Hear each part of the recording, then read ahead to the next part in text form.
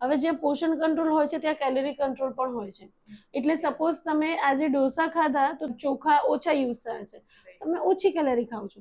Same way તમને એમ થાય કે હું ઢોસાની જગ્યાએ ખીચડી ના ખાઈ લઉં, તો ખીચડીમાં તો વધારે ચોખા યુઝ થવાના છે, તો એ પોષણ કંટ્રોલ નથી, તો એની અંદર તમારી કેલરી વધી જાય છે. જ્યારે કોઈ વસ્તુ આપું છું ત્યારે મગની દાળના ચીલાનો મતલબ એ છે કે તમે એની અંદર વોટર એડ કરશો, 30 to 40 ગ્રામ દાળ એડ કરશો અને 70 ગ્રામ વેજીટેબલ એડ કરશો, તો આરામથી 2 થી 3 ચીલા બની જશે, જેનાથી પેટ ભરાશે. એ જ 30 ગ્રામની જ્યારે તમે ખીચડી બનાવો છો ત્યારે એની પોર્શન સાઇઝ બહુ જ ઓછી હોય છે, જેનાથી પેટ નથી ભરાતું. ત્યાં તો પછી તમને પેટ ભરવા માટે તમને એમ થાય કે 200 ગ્રામ જેટલું તો મેમ કહે છે ને, સપોઝ હું ઓટ્સની ખીચડી આપું તો તમને 200 ગ્રામ કહું જ છું કે ખાઓ.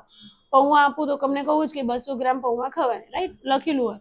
તો એ તમે જ્યારે 200 ગ્રામ ચોખાની કે 200 ગ્રામ એની ખીચડી બનાવો છો ત્યારે એની કેલરીઝ, કાર્બોહાઈડ્રેટ બધું જ ચેન્જ છે. સપોઝ તમે 30 ગ્રામ ડોસા માટે જે બેટર યુઝ કર્યું એમાં કાર્બોહાઈડ્રેટ ઓછું છે કારણ કે ચોખાની કન્ટેન્ટ ઓછું છે. એમ ખીચડી બનાવો છો તો એ વધારે છે, કાર્બોહાઈડ્રેટ વધારે, સ્ટાર્ચ વધારે, કેલરીઝ વધારે, પોર્શન સાઇઝ વધારે, બધું જ વધી ગયું. તો જ્યારે મેં ડાયટ પ્લાન બનાવ્યો હોય કે 1200 કેલરી તમને જવી જોઈએ, તો તમે જ્યારે એ વસ્તુ ચેન્જ કરો છો ત્યારે 1200 કેલરી મેન્ટેન નથી થતી, એ વધી જાય છે, 1700 1800 સુધી જતી રહેશે. એટલે આપણે જે ડાયટ પ્લાન 1200 કે 1500 કેલરીનો બનાવ્યો એ મેજરમેન્ટ નથી.